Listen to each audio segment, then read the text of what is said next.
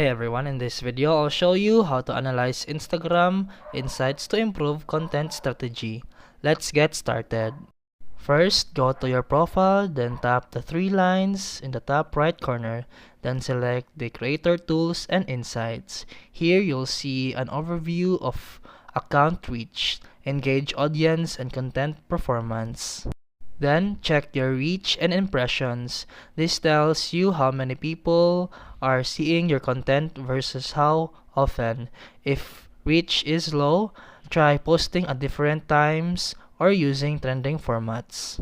Look at your audience data like top location, age ranges, and active hours. Use this to post when your audience is online and tailor content to who's watching. Finally, study your top performing post. Ask yourself, was it the topic, the hook, or the format that worked? Double down on what performs best.